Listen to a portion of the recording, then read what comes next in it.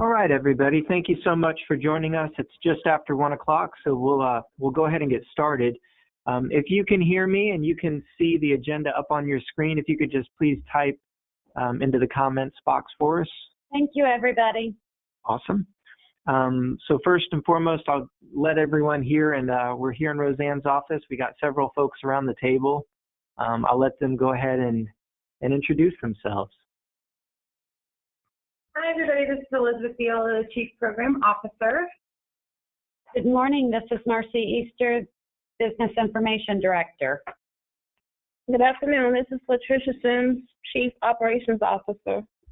And I didn't introduce myself. This is Scott Stevenson, the Quality Initiatives Director. Mary Brewster, Provider Relations. And Liliana Howard, Professional Development. And this is Roseanne Frick. I have the pleasure of serving as CEO here at the Coalition. And once again, we certainly thank you for taking your time and joining us today.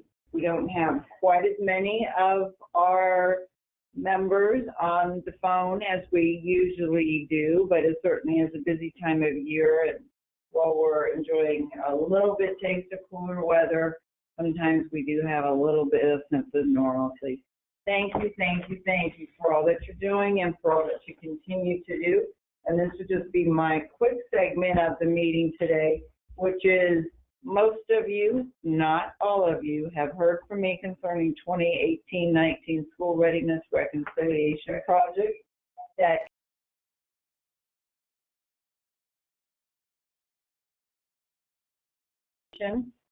with me for those of you that have not heard from me, but we are moving forward and just about done. So thank you very much, and of course, if there's anything that you need from me, please let me know, and now I'll turn it back over to Scott. Okay, Scott, thank you. Thank you, Roseanne. Okay, so we'll hop right into the agenda. The first, it actually says COVID. We're somewhat blessed that we don't have a whole lot of specific COVID updates, which is wonderful, but we did want to, there were a couple other updates we wanted to provide to you all. And for that, I'm going to let Elizabeth speak to that. Hello again, everybody. Luckily, like Scott said, we don't have a lot to report on COVID, so that means that everybody is doing their part to try to control the spread, which is awesome. We are, however, moving forward with the purchase of the clear masks. If you'll recall, quite a few, probably about a month ago now, maybe a little bit further back, we had asked everybody or sent a survey out asking if you'd be interested in masks that were made of a clear material to support the Faces Are Essential campaign.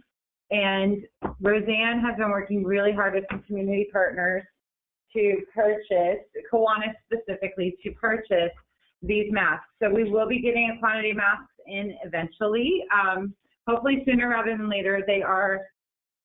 They take a little bit to get in. So we're working on that to still get them to you. We do still have a quantity of paper products that we can distribute to you if you're in need, like paper towels.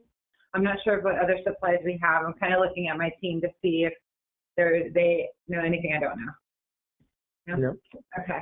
And we're going to switch up our COVID reminders. I sent reminder number 42 out last night with your agenda in it. And the COVID reminders are not as prevalent now while COVID is still a thing, so please don't think it has gone away.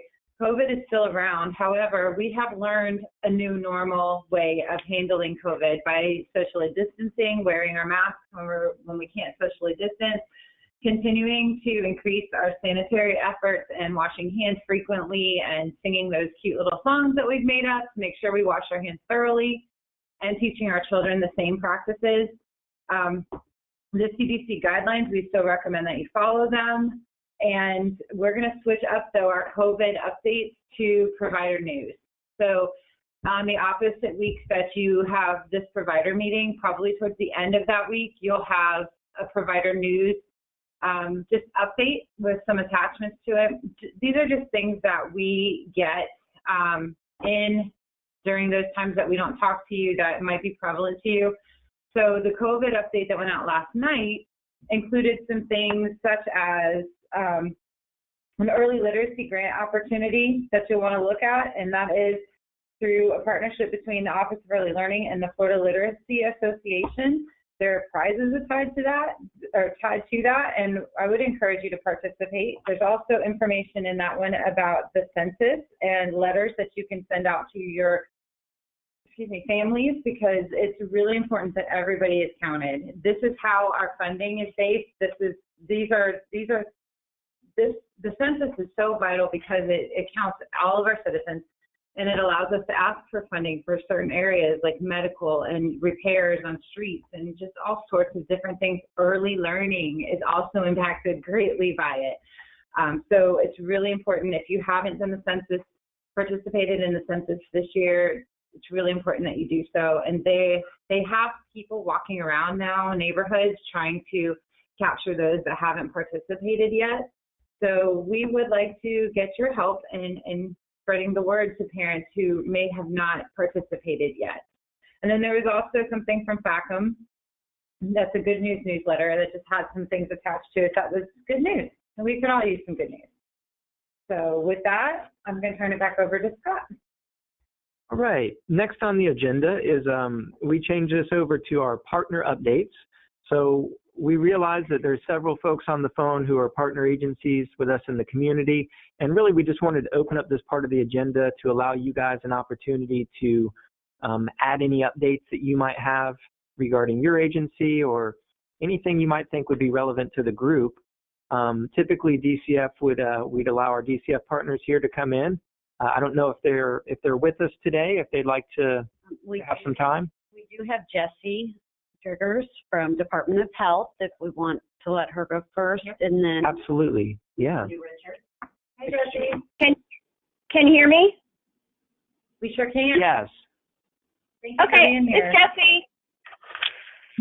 So I don't know, Elizabeth, I didn't get a chance to ask you, did you send out the link for the Florida's Heroes application to the different providers?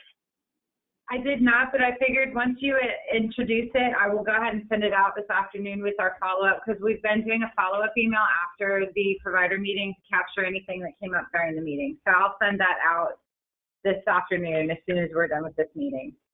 No, that's perfect. That actually works better. So I just wanted to let all the providers know there was an opportunity for a 2020 recognition, and it's done through Florida's Heroes, and it's to recognize early care and education programs that are meeting different healthy requirements. So typically they focus on 5 different areas, which is usually providing healthy foods, offering healthy beverages, supporting breastfeeding, increasing physical activity, and limiting screen time. Now, this doesn't mean you as a provider have to be doing all things perfectly. How this works is I will be sending Elizabeth a link, and Elizabeth will then forward it on to you, and you can just, on the link, you can complete an interest form. So if you're even interested in applying for this recognition, you'll just click on complete an interest form, and there's about 12 questions they're going to want you to answer. It's going to be your name, your address, the name of the company. They're going to ask what center type you are. They'll probably ask kind of like what your average age range is or what your age focus is. And then they'll provide you with more information. Then you can actually work towards completing an interest form if that's something that you're like, hey, I'm interested in. And you're probably thinking, why would I take my time to do this? Well, there is some recognition if you apply. So basically, if you apply and you meet the bronze level status, you get a $500 Kaplan credit. And really what that means is the director has to complete all 6, it's called ABCs of Healthy Me online training modules, or a 12-hour in-person Healthy Kids Healthy Future training, and you've got to implement only about 25% of the best practices in each benchmark area. So you don't have to be perfect. It's just baby steps in the right direction. Now, if you're silver, you can actually get a $750 Kaplan credit, and that one requires the lead teachers to do the ABCs training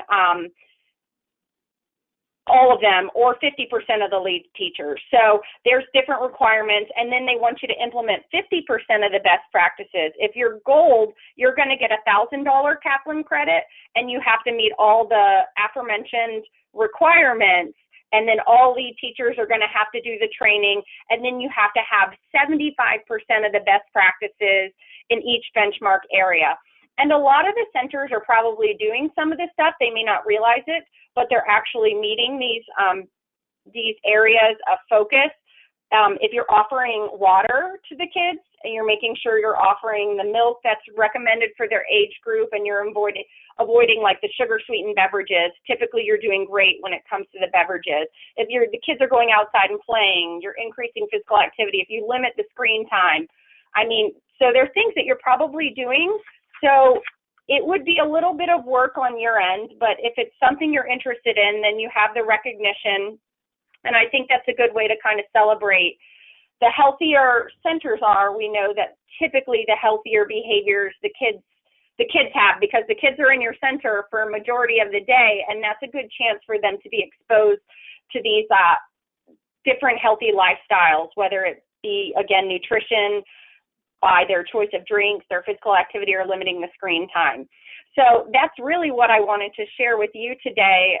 Just like every other agency out there, we are dealing with COVID here, so we're trying to figure out how to kind of get back to our normal jobs. But I would like to say to any of the providers that are on there, if you are a provider and you're really like looking for maybe bulletin board supplies or something in regards to healthy eating, physical activity, breastfeeding, feel free to reach out to me, and I can see what I can do to help provide you with those supplies. So again, I can give you my information. My name is Jessie, Jessie, last name Driggers, Driggers, and you can reach me at 352-644-2624. And I will try to help you out in any way possible, or try to point you to someone that can help you out if I can't do it, okay? And that was pretty much it. Thank you, Jessie. That's awesome. That's a great program. And for everybody on the phone, I'm putting Jessie's contact information in the chat box so you can see it. Her phone number, her name, and the Heroes program. And then we'll send out the link for you this afternoon. Thank you, Jessie. All right. Thank you very much, Jessie. Do we have Richard? Okay. Richard, we just took you off mute. Welcome. Hey, yeah, thank you. How is everyone? Very good. Thank you. Yeah, good. I'm glad y'all staying safe. Really, the only update, well, I have a couple, but the main one is the exam, competency exam. Remember, with the department issued an executive order extending that because we knew that providers were unable to go to sites to do these mandatory exams. So they extended it to September 21st, which ended yesterday. However, due to sites still not opening, they've extended that to November 20th for providers to go out and get their competency exams completed. It's my understanding that there are sites that are beginning to open, and we suggest that providers, they don't wait for that. They go ahead and continue working on their training requirements and then try to schedule an exam just as quickly as possible. So we did extend that out for 60 days to November 30th. Also, it's my understanding, back before COVID hit, we were really pushing the trauma-informed care training. Well, that's starting to roll out in different areas as well, too. So, and we're really pushing for directors to get their endorsement with the trauma-informed care. So I believe they may want to check with their local colleges to in training areas to see if they're offering that training again for those who are interested. All right. Do we have questions for Richard? Richard, yesterday, this is Elizabeth. Yesterday we got a memo from DCF, and I did put that in the update email that I sent out last night, just so that and Marcy has it up on the screen for everybody, so that everybody was aware of it. Did you want to talk all about that, or it is what it is, right? So does it say that it's been extended to November 20th? I think so. Let me look here. I read something about.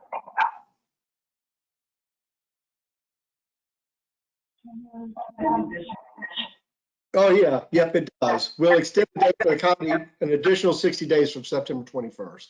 Yes, it does. Which would be no.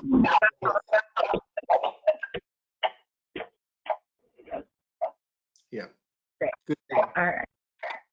All right. Well, thanks again, Richard. We appreciate you being on the calls as always.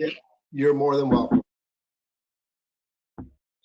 Is the trauma-informed CRE class the same as the one offered on the DCF training site? Okay. Did you hear that, Richard? Yeah, so that's a 5-hour, and we recommend that everyone take that 5-hour that's in the classroom in the facilities. But in order to get the trauma-informed care director's endorsement, that's more extensive training that's being held. Those are instructor-led, and I believe that may be like 40 hours. And can't remember, but I believe there may be some scholarships through Teach for that. I do know the only place that I do know that's open right now is the 4C in Orlando. They're offering those classes. Not sure if CF in Marion County is offering them, or if your local training sites over in Circuit 5 are offering the trainings. But that also, those directors who their director credentials are getting ready to expire, this will also this will renew their credential license, their credentials for the director. It will renew their director's credentials as well. So you're like killing two birds with one stone if you do take this course. Oh, that's great. Mm-hmm. All right. Any other questions? No. Nope. Okay. All right. We'll move on to the next agenda item. That will be school readiness curriculum deadline. So back in the heart of COVID, earlier in the summer, OEL did extend for school readiness providers to get their approved new school readiness curriculum through September 30th. Obviously, we're approaching that very shortly. So this wanted to be, we wanted this to serve as another reminder to those school readiness providers who have not yet gotten a new approved curriculum. We would not be able to renew your school readiness contract without this approved curriculum. A couple months ago, and then about 30 days ago, we did send out some emails, and there were some links to the OEL website where the list of the approved school readiness curriculum can be found. So it's a good 4 or 5 pages. There are lots to choose from. But we again just wanted to reiterate that deadline is approaching quickly. If you're looking for the list, again, you could go back. I know I've sent a couple emails out that do have links to it. Perfect. We'll include it for everyone in the follow-up email. I just want to add something to that. We are working on a grant, a preschool development grant has been introduced through the Office of Early Learning. We had it last year to support TS Gold. We may be doing something this year with it in connection with TS Gold, but we are going to be working on asking for some funding to potentially reimburse our providers that are needing to purchase a new curriculum with that. So if you're purchasing a new curriculum, and I know I've said this before in calls, but hold on to your receipts, hold on to anything that has to do with the purchase of that curriculum so that you can potentially get reimbursed if we are successful in getting this funding to help you with that cost, because we are looking at that. Right, well, that's good news. All right, any questions about the curriculum or the requirement around that? Awesome. None, okay. So the next agenda item we've put on here, I think this was on the last agenda as well. So we're just reminding VPK providers, so this is really just for them, that the deadline, if you opened and your start date was on August 10th, the deadline to have your VPK Period 1 assessments into Bright Beginnings is September 25th, which is Friday. So again, just a reminder that these have to be entered into Bright Beginnings by Friday. We had some copies of these in our office that we were willing, and we did actually hand out several to folks who hadn't yet received their kits. We ran out of the official forms themselves, but we do have master copies. So if you're in need of these assessments, you can contact myself, and we can arrange. I can make plenty of copies, however many you need, and you can come to the office to pick them up. Or I can scan and email you, and you can make copies there at your own office, whichever. For those that have not, those of you that didn't start your VPK class on the 10th, please keep in mind the time frame for doing your VPK assessments, which is? So for example, if you started August 24th, you have 30 days to complete the assessment and an additional 15 days to get it into Bright Beginnings. So some of you followed the school's calendar, opened on the 24th of August. That means they would have to be completed with the children by September 24th and then entered into Bright Beginnings by October 9th. So just remember 30 days to get them done and then the additional 15 days to get them in the system. All right, do we have any questions around VPK assessment? We have one around curriculum. So if we purchase a new school readiness curriculum, what do we need to do to show that we have it? You would need to go into your provider portal and enter the information there. You would go into your 2021 portal profile, and put it under your curriculum piece in there. If you have any questions or need some assistance doing that, feel free to reach out to our quality staff here. You can ask for myself or Mary Brewster. Any of us really can assist you with something like that.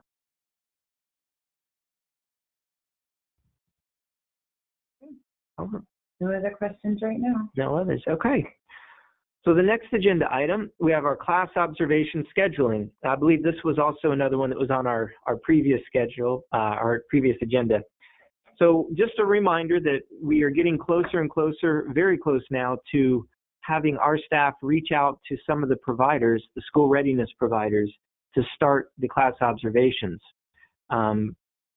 What we'll do first is we'll have to get you registered in the QPS system. And for most of you, really, pretty much all of you, it's just an update of your classroom information. Once that's completed, our staff will then approve that, and then we can schedule a time to come out to do your observation. So I just wanted to say on a side note that there are still some amendments that have yet to be completed for our 1920 contract. Many of you have helped me finalize some of those, but there are still some that are remaining. So we won't be able to move forward with your class observation and your new SR contract until we can finalize those 1920 amendments. We don't have a whole lot of them, but there are still some of them hanging out.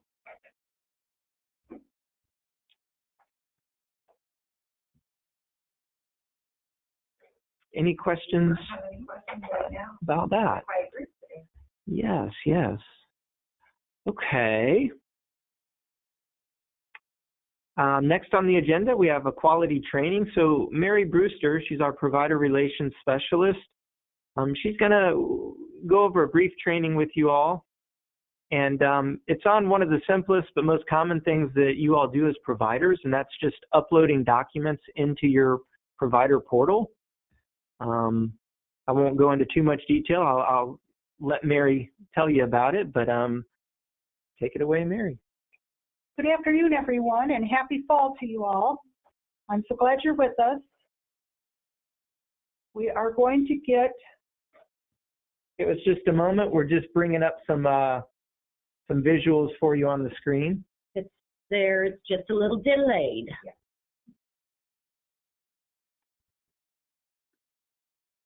Okay, really delayed. Thanks, right.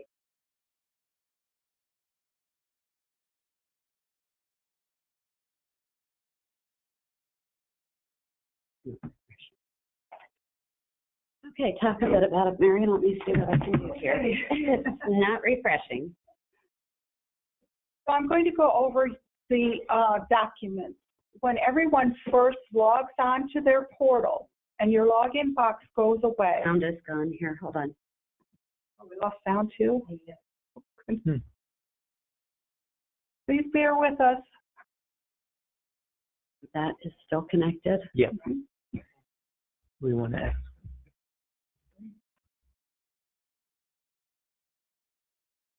We're working on it. If you can hear us, type something in the chat box.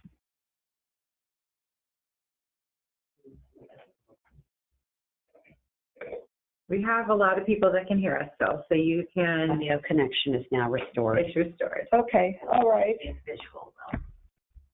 So I'll go over the first part. When you first log on to your portal and your login box goes away, up at the top, there's several words: business, profile, contracts, and over at the end, it says documents. This form of documents is your holding tank. It holds everything that you have ever uploaded. And this is not where to put new documents. When you're on this screen, the word you want to look at is profile at the top. Once you click on profile and your profile comes up, you want to verify that the program year is the current one for this year. Once you're on there, you will see more words in the middle. This is your complete profile that tells everyone about you. It tells if a parent should call requesting certain providers in a certain area, and if you're in that area, it's going to list your name, your address, your phone number. This is the screen that the portal is pulling that information from. When you go over towards the right-hand side of the screen, there is the word Documents. This is your Documents tab, and it is critical that your renewed documents are uploaded to this screen and not to the other one. When you upload to the Documents tab, at the same time, they are backed up into the other documents at the same time. If you accidentally upload to that first document, that's the only place where it is at. It is not here on your profile. It's important for it to be on your profile. For if there is an out of county, okay, so here's the first part. Okay, so this is your profile, current year at the top. So that one that you was down one. So there's your Documents tab, and this is the Documents tab. At the top, it will list either asking for a DCF license, or for those who do not have a DCF license, you will have a religious exemption letter from DCF, and there'll be a different wording there for that.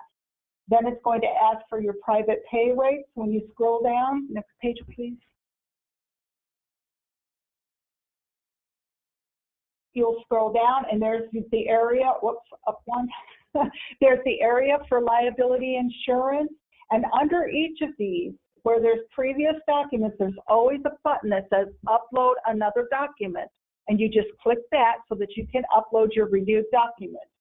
And as you can see, it goes on down, asking about workers' comp, unemployment, if it applies, and the very bottom, it asks for SunBiz.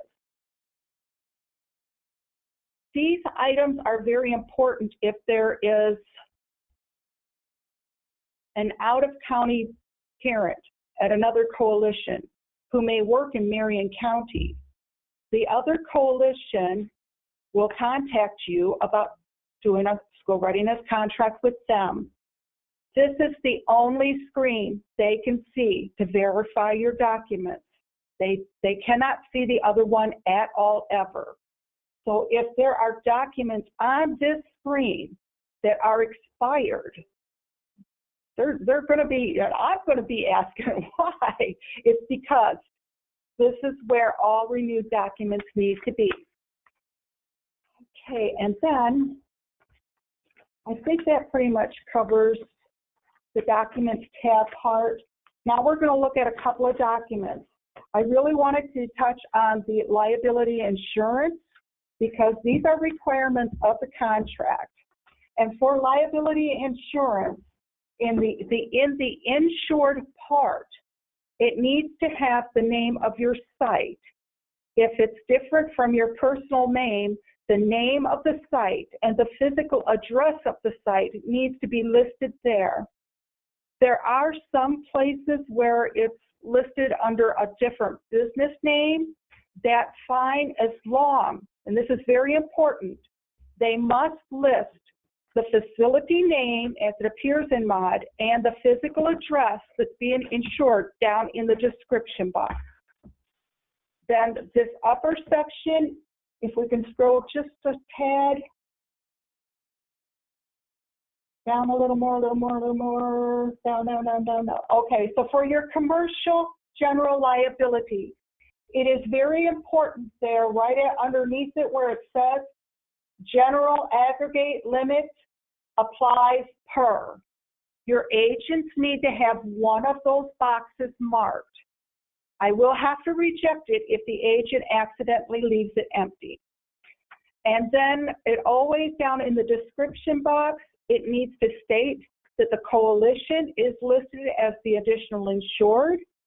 Regarding the general liability, this also applies to auto.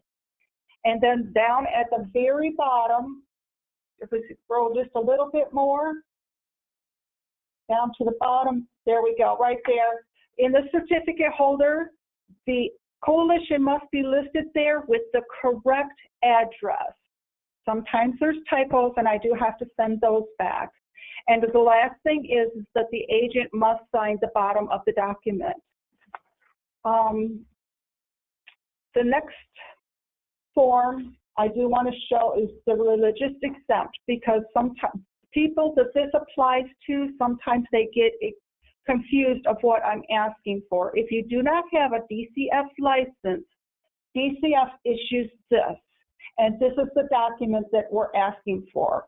And it's called the Certificate of Confirmation. Certificate of Confirmation is what it's called on your Documents tab. And in parentheses, it will say exemption. And then down, I think the last document I just wanted to briefly touch on is Progressive is the only auto company that I know of so far that does not use the Accord form. So they have developed their own form like this that they will send to you that lists the coalition as the additional insured, and that is the only other document we need for auto insurance. And I do want to let you know that these documents are part of your contract, and it's providers' responsibilities to keep up with these. As a courtesy, the coalition does send reminders, and I do my best to put easy, understandable directions to help you get them to the right place. And I thank you all for your time, and please let me know if you have any questions. Awesome. Thank you very much, Mary. We appreciate that. I do want to wait just a moment to see if there are any questions about that. It is very important. I know providers do this regularly, but often we still come across some of the same mistakes that we see. No, nothing. Okay. Great job, Mary. Thank you very much.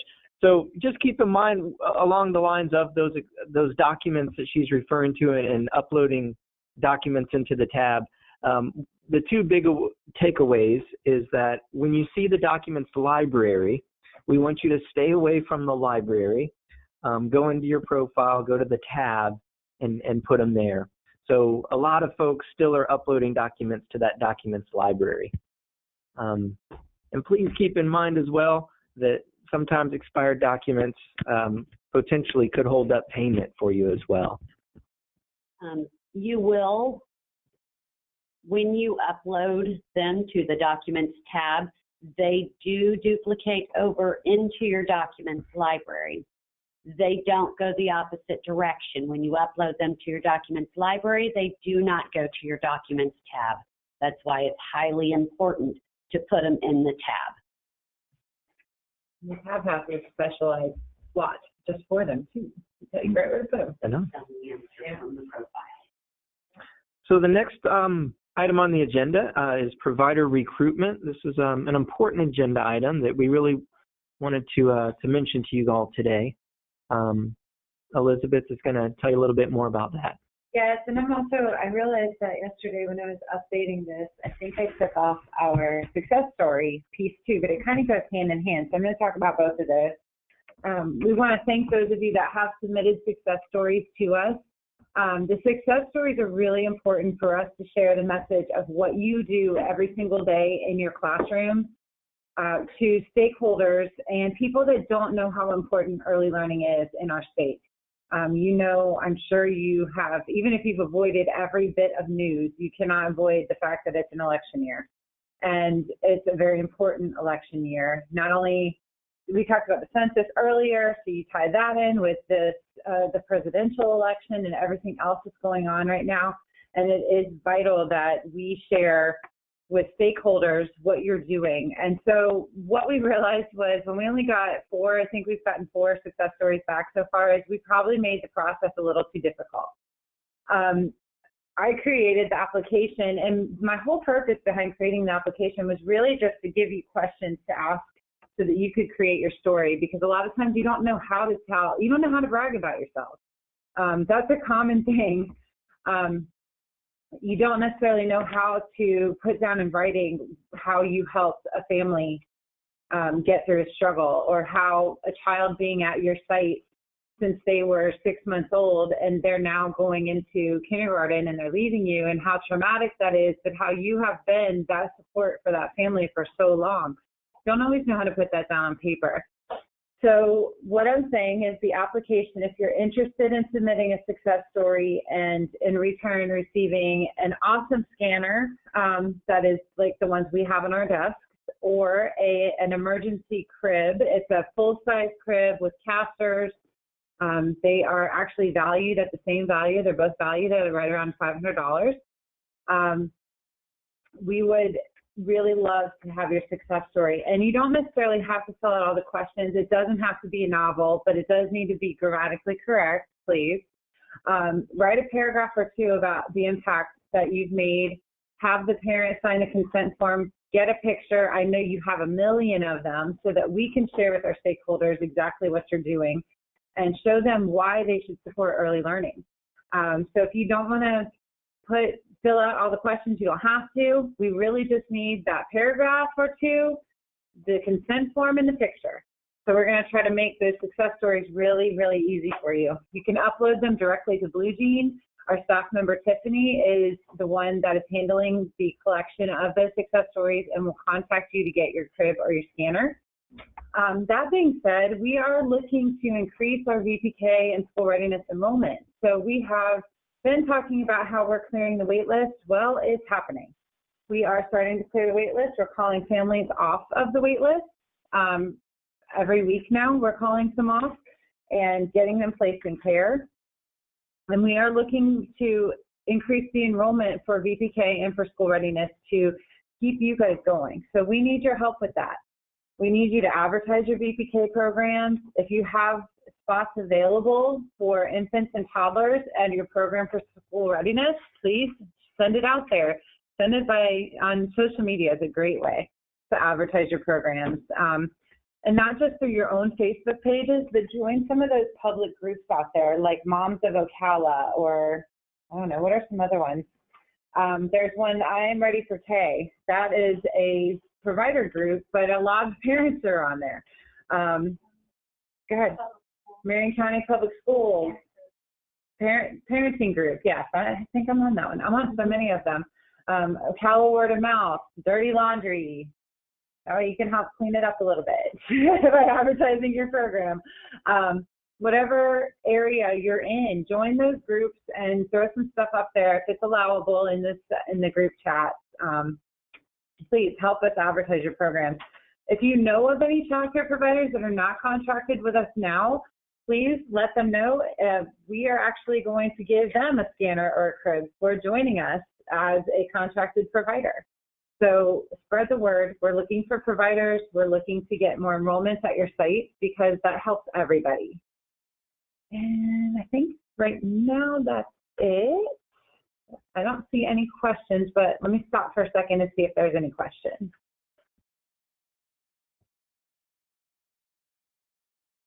We either lost sound or I explained that really, really well. I'm going to go with really, really well. Does anyone want me to confirm that you can hear me? Because I did. Can you hear us? Let's see. I know, you guys are awfully quiet today. Yeah, well, you know, we know that there's sometimes challenges with technology. Mm-hmm. I don't see any place where you wouldn't be hearing us. I can't see anybody saying that they don't. Anybody saying they do? I don't see anybody saying that they do. Somebody. Oh, yeah. Thank you, Pastor. Thank you, Karen. Pastor said, hear what? So the next thing on our agenda, I'm just going to keep going, if you don't mind. Sure. I want to talk about our webinars. We have tried something new this year in a way. Thank you, everybody, for letting us know that you can hear us. We've tried something new to bring you some really interesting and dynamic professional development. We understand technology is not always our friend. Today, it's given us a little challenge. But with that being said, trying to come into this new norm, we have switched over a few of our trainings that were going to be face-to-face to a virtual platform. And to be honest, it's not quite going over as well as we'd hoped. So Ron Shawali is a trainer that we have scheduled a series of webinars with. The next one is this Saturday. These are free, so you can sign up as many of your staff that are interested in going over it. The topic this Saturday, I actually really cannot wait to hear what he tells us, because it's all about body and mind and health and wellness. So Ron is going to be talking to our teachers, and I'm going to take advantage of this to talk about how to strengthen your body and relieve pain so you can go into your classroom with calm mind, leave negativity behind, and avoid reacting to various high-stress situations, and meditate to improve alertness and effectiveness throughout the day. I need that right now. So I need Saturday to be here really quickly. Ron is going to be presenting that topic on Saturday.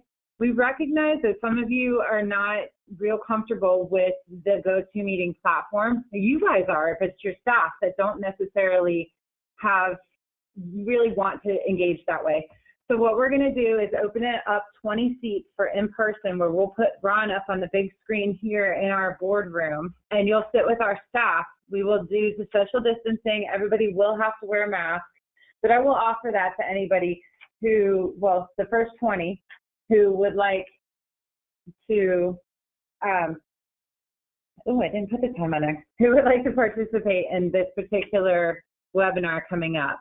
So basically what I'm saying is, for the first 20 that are interested in coming to the office, we will check temperatures at the door. We will, I can't read that far away. Yes, the time of the training is 10 to 11:30. So it's an hour and a half of training. We'll do the social distancing, the mask wearing, and we'll put Ron up on the big screen. It'll be like a drive-in with your body in a chair in the AC. Yes, dress appropriately, because he will probably have us up at our table. So everybody will get their own table if you want to join us there. There is an incentive to go with this one. It's a little game called Peekaboo. It's a really cool game that gets children up and moving. It's kind of like memory, but life-size. So you put the cards down on the floor and you challenge the kids. You can put them throughout the whole classroom. You challenge the kids to follow directions and get their bodies up and moving. It's really good on those rainy afternoons when you have restless little ones that don't want to follow any kind of directions. So the teachers that participate in this, the first 30 that participate in the whole you have to stay for the whole hour and a half, we'll get this shipped directly to them. Last week, Ron did his first webinar series, and the teachers that attended that will be getting their certificates here shortly, and they will receive a puppet set directly sent to them. So we're working on getting that ordered. Oh, there you go, Lavitra. I just answered your question. We did have one question. Is there anyone that can help with the media uploading? Ms. Francine, I would like a little more information on that. I'm not sure what you mean about that to be able to answer your question. Ron's webinar series, so we have one this weekend. We have, if you look further down on your agenda, let's see if I can move it down. Marcy may have to move it down for me. I can't move it down. If you look a little bit further down on the 3rd of October, can you believe it? It's almost October, everybody. On the 3rd of October, also at 10 o'clock to 11:30, we will host Ron's 3rd webinar in this series, and it's called Take Your Power Back, Behavior Mastery. We'll do the same thing where we'll welcome up to 20 staff here, 20 of your staff here in our office. We'll open it up, masks and all the good stuff. We'll put them back up on the screen. And of course, you can always join. We'll be sending the link out to those that register through our website. You can join remotely as well. The first 30 participants in that will receive Crocodile Hot floor game, which is a following directions floor game. This one is fantastic to get children to recognize how to follow a series of directions, which is part of behavior mastery, if you know anything about that. Then on the 31st, which is Halloween, we'll have Yogarati with Ron, and that'll wrap up his series. And with that, there will be an incentive coming. Lily has picked a really cool surprise for everybody, so we'll update that. And then we also have moved back to face-to-face CPR and first aid classes. Those, we're limiting them to 20 in a class. That's, again, to promote the social distancing. But we have switched it up from the hybrid model where you were doing half online and half in person. We're now doing them completely in person. We found the hybrid model to be very interesting, to say the least. Let's see if there's any questions that I didn't address already. Okay. And Lavitra, I did answer your question about those that attended the training earlier in September. When will they get their certificates and their incentive? I'm going to wait to send the incentive out until after this week's training so that we can send them all together. And honestly, if we have a lot of repeat attendees, I may wait to release the shipping of the materials until after the 10/3 so that your shipment comes all together for your staff. We'll just have to look and see how the attendance rolls for that, but they'll all be coming to you in October no matter what. And certificates for the previous one should be out in the next day or two.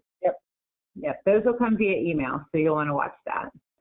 The other thing I want to add just really quickly about registration, when you go into Acuity and you register, we need all teachers to register individually. Now, you can register them by their different names. You need to have their email address attached to it. So what we've seen is like somebody is going to get an email you'll get a phone call from Lily, who's going to say, okay, I need the list of your teachers that attended this class because you signed everybody up under your name. So you're either going to get 6 certificates with your name, which is great, fantastic, but this isn't out for teachers. So we want to make sure we capture everybody that's enrolled and attending this course and giving their time up on a Saturday, especially, although this is a fantastic, really fun way to give up an hour and a half on a Saturday. Go ahead.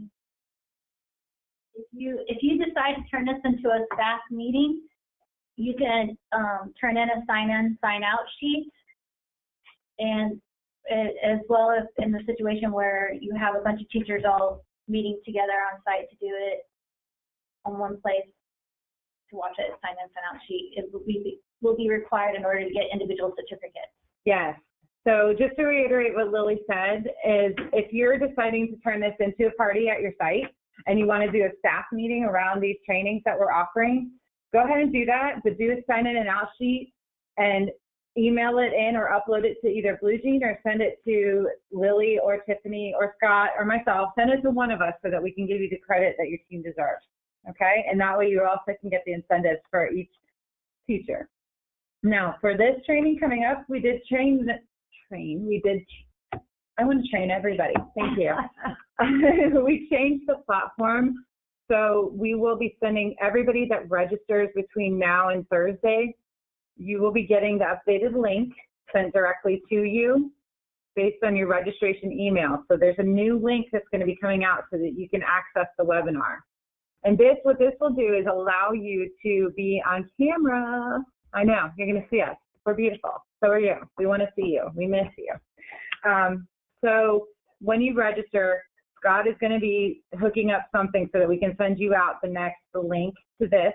So stay tuned and go register. You can register on our website, elc-marion.org, under the Professional Development tab, under the Provider tab. And lastly, we just want to put a poll up really quickly to ask you if these meetings are still working for you. Do you want to continue to do these meetings every other Tuesday, or would you like to see them done monthly? If you'll go ahead and select on your screen which option you like. I'm going to look and see if we have any further questions.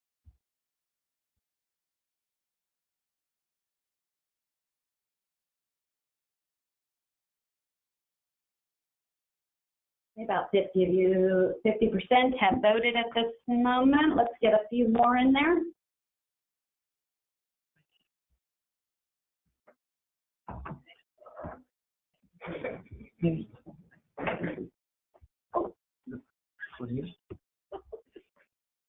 Oh, here. So you can see how many, what the percentage is. 61% voted. Make your vote count. We're getting you in practice for voting in November.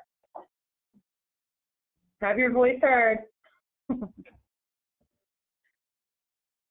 Okay, so we did have one more question come in that's unrelated to any of this, and we did not talk about it, so let me answer it for everybody. Is there any news on whether OEL will continue to pay parent fees after September 30th? I wish we had some updated news for you on that. Unfortunately, we do not. OEL is having to take this on a month-by-month basis. So they're looking at options, and we will keep you informed as soon as we know anything. Right now, it would be going back to normal as of October 1st. Just like we did last month when we didn't know whether or not they were going to cover September, it would be the same thing this month. 66% have voted, and 65% of who voted have requested that they stay with every other Tuesday. Awesome. We love that you love hearing from us. So at this time, we will continue to send out, Scott will continue to create the agendas. And if there is a topic you'd like to see on the agenda, please send them an email so we can cover it for you. Absolutely.